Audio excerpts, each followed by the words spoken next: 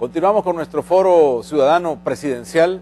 Platicamos esta mañana con el doctor Omar Pastor y Ulises del Dio Guzmán, conocedores del derecho en el país, y hablamos de la institucionalidad como tema de reflexión para la búsqueda de cómo estos temas llegan a la discusión y el debate de la campaña electoral presidencial.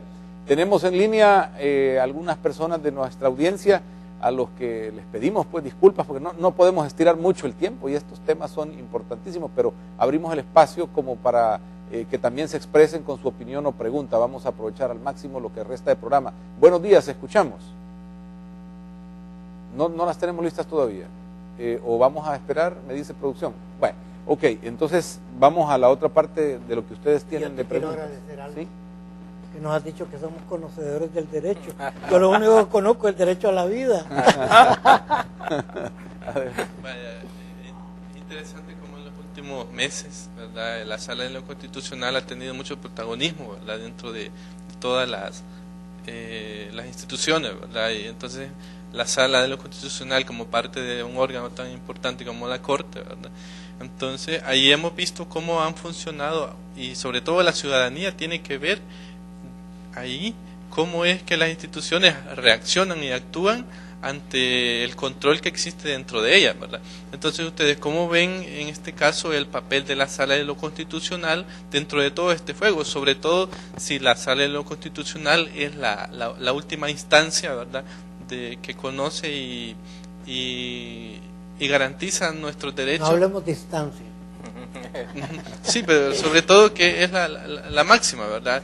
Porque nosotros hemos escuchado que arriba de ellos, digamos, no hay nada, ¿verdad? Entonces, ¿cómo ustedes evalúan dentro de este juego institucional el papel de la Sala en los últimos meses? Bueno, yo te diré lo siguiente. Para mí la Sala es una excepción en el tiempo en El Salvador. Para mí en un 80-90% ha sido justa, ha adecuado sus fallos al momento que vivimos y de acuerdo a los elementos que le han puesto a la orden, ellos han fallado y a lo que está en la realidad. Entonces creo que por primera vez en la historia de El Salvador, una Sala de lo Constitucional no depende del Ejecutivo, muy bien dicho por Ulises, no depende del Ejecutivo, mucho menos de la Asamblea. Y si no, miremos un poquito atrás qué es lo que ha estado pasando con la Asamblea Legislativa. Entonces yo te diría, yo en lo personal como abogado de la República apruebo la acción, el accionar de la Sala de lo Constitucional y me permito felicitarlos. Pero en este caso, ¿cómo se ve ese detalle? Por ejemplo, los partidos que no se ven favorecidos con las decisiones de la Sala, inmediatamente las señalan como de ser de lo contrario, y vienen por ejemplo, vienen en este caso los de Arena y las cúpulas empresariales, el poder económico, se pone del lado de la Sala, como para decir, miren, nosotros también somos los buenos, tenemos la razón, la justicia y la razón nos prevalece, cuando antes ellos han manejado, o mejor dicho, el poder económico siempre ha manejado la justicia como le ha dado la gana. Entonces, ¿cómo nosotros podemos distinguir eso? Que en este caso el FMLN como que no está de acuerdo con la Sala. Mira, en relación a eso te diré lo siguiente. Arena señala al FMLN de querer tomar el poder absoluto. Ellos ya lo tuvieron. Entonces, son los menos indicados para estar haciendo señalamientos de esa naturaleza. Y en efecto, el FMLN ha querido tomar el poder absoluto y por eso todos los errores, y por eso ha perdido votación, todos los errores que han cometido a través de la Asamblea Legislativa y algunos del Ejecutivo. Eso de ir a Nicaragua, eso es lo más horroroso, lo más oprobioso que le pudo ocurrir a la República de El Salvador a través de funcionarios públicos de elección popular como son miembros de la Asamblea Legislativa. Entonces, es indiscutible que cuando viene la Sala y los pone quietos, no les gusta, porque su objetivo de tomarse las instituciones a la brava no le está surtiendo efecto.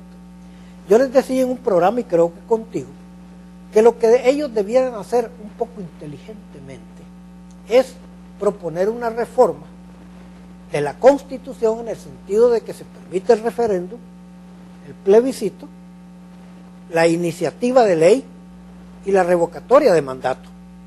Entonces sí, el pueblo podría dar la autorización para que determinados actos no se sigan haciendo de esa manera o para que se hagan determinadas situaciones en bien del pueblo. Esa sería la manera inteligente de hacerlo, pero estos no, a la brava, yendo a Nicaragua, han querido hacer las cosas violando la Constitución de la República.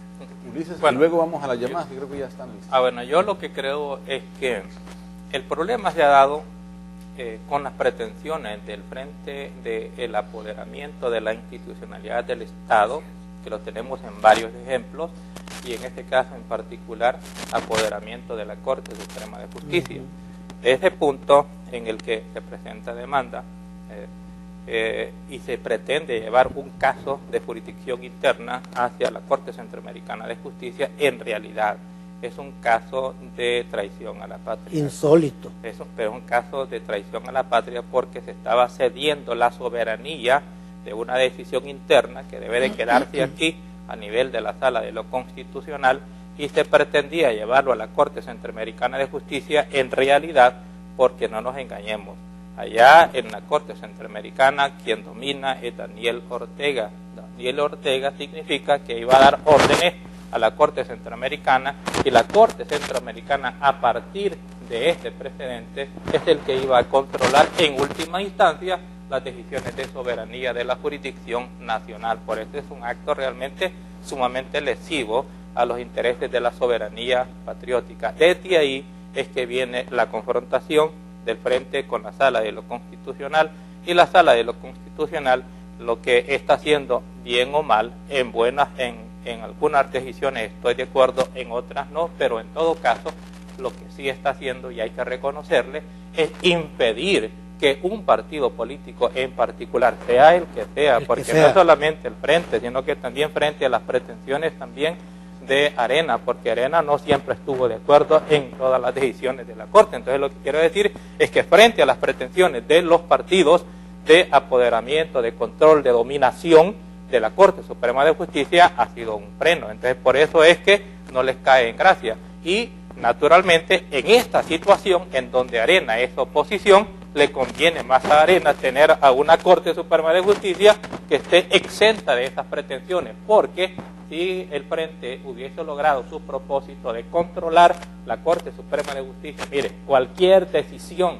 por mala que sea, incluso un fraude, eventualmente hubiese sido lavado a través de las decisiones de la misma Corte Suprema de Justicia, como se ha hecho en otras partes. Y lo más grave, dice, ni siquiera los partidos, las cúpulas. De acuerdo contigo, sí. Vamos al teléfono, escuchamos también a la población. Buenos días. Aló, buenos días, señor Domínguez. Buenos Los días. felicito. Bienvenidos sean a mi casa sus prestigiosos invitados, tanto también los jóvenes. Quiero decirles de que este no es un show político. Esta es una gran oportunidad para el pueblo, ya que saben ustedes que ya vienen las votaciones y debemos de estar bien despiertos, porque es algo delicado. Nuestras vidas son que juegan con estos gobiernos, y sinceramente yo como abogado le voy a decir, yo no defendiera ni delincuentes ni criminales. Sabemos de que el pueblo ha sido dañado con este gran robo. Acordémonos que los hospitales siempre han carecido de medicamentos. Un niño en la estadía de Arena murió, para decirle uno de los 100, murió porque no había una aguja para hacerle la diálisis. Entonces pongámonos la mano en la conciencia. Las universidades ahorita necesitan un gran presupuesto. Entremos a la ciudad universitaria. Ese laboratorio existía medio, pero como lo destruyeron en la guerra, ahorita estamos escasos. Vayan a las escuelas, hacen falta pupitres, niños que en el patio todavía, a pesar de que ha hecho una lucha este presidente de suplir ciertas necesidades, pero yo digo que el pueblo es lo que tenemos que pronunciarnos más que ustedes, y les agradecemos, porque si no fueran ustedes también no se destapara, gracias a este gobierno que se destapó esa, digamos, les voy a decir, esta bóveda de inmundicia. Es interesante saber de esto, Okay. para que, y yo quisiera, señor Guzmán y el señor Pastor, que ya se quitara esa ley de prescripción, porque son millones, son vidas las que hemos estado en juego tras de este robo. Yo les agradezco, bendiciones para todos ustedes. Gracias, muy amable por llamar. Esperamos otra llamada, el teléfono es el 2556-1800 para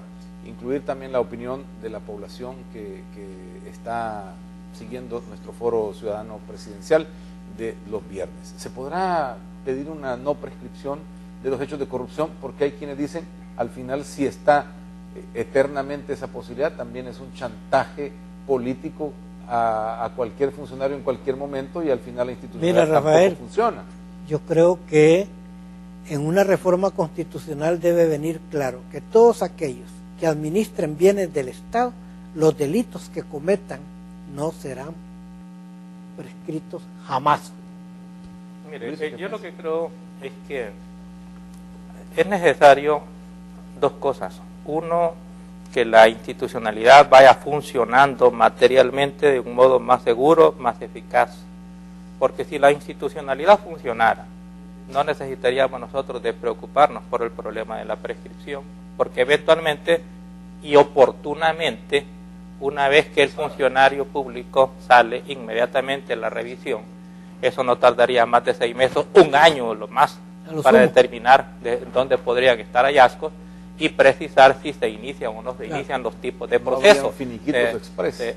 No, es que no debería de haber. Pero por de las moscas no debe de prescribir. No. Es que son bienes del pueblo. Estoy de acuerdo, pero también tiene su bemol. Por eso digo, las dos cosas deben de ser, porque si la institucionalidad del Estado no funciona con responsabilidad, lo que podemos tener es que alguien pueda asumir el poder irresponsablemente, abusar de las instituciones y a partir de ahí comenzar a perseguir a sus adversarios políticos. Entonces es una cosa realmente que hay que pensarla con seriedad, y la clave está en la responsabilidad eficaz, oportuna de las instituciones. Hay otra llamada. Adelante, buenos días. Escuchamos. Buenos días. Muy buenos días. Adelante. La corrupción en el país no es nada nuevo. Esto viene de hace muchos años. Sin embargo, actualmente los enemigos económicos del pueblo son los políticos y los altos funcionarios que se reparten todo el pastel del gobierno. Se reparten el dinero del pueblo con bonos, con altos salarios. No hay equidad acá. Y aquí todos los políticos y los presidentes, dijo alguien en un programa, son los nuevos ricos de este país. Así es que es necesario poner las cosas en orden, eliminar la prescripción y regular todos esos altos salarios y todos esos bonos que se reparten, especialmente en la Corte Suprema, donde cada magistrado se retira con $20,000 después de bono, después de trabajar 10 años para la Corte. Eso no es justo. Muchas gracias. Muy amable, gracias por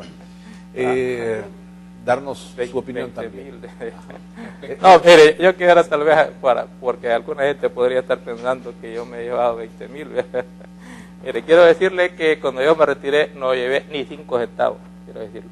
Ni en la Corte de Cuentas se recetaron entre 60 y más por retiros. En la Corte de Cuentas, pero si se refiere a la Corte Suprema de Justicia, y en lo mío, para que no vaya a caber duda y malos pensamientos, yo no me llevé ni 5 centavos. Pero también quiero decir una cosa, en este punto, yo sí estaría de acuerdo con que a un magistrado, después de estar 9 años, separado de su actividad profesional, se le diera una indemnización como en otros lugares.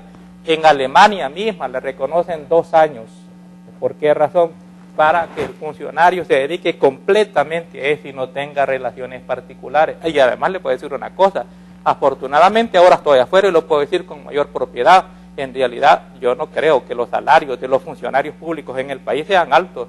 Comparativamente los salarios de El Salvador son bajos y los salarios debieran de ser todavía mejor. El problema que nosotros tenemos es que además de los salarios bajos que tenemos, tenemos desconfianza de si el funcionario público está haciendo bien o no las cosas. Y como la creencia es que no lo hacen porque en realidad hay un montón de malos movimientos, de malas movidas, en realidad un funcionario público pues no le interesa tanto que le incrementen el salario, sino que estar en una posición en donde eventualmente puede decir que está de acuerdo y hasta puede renunciar a un bono que es insignificante con relación a otras movidas que puede hacer. Entonces, lo mejor es tener un salario realmente decoroso y que sea también honrado, eficaz, honorable, competente el funcionario público.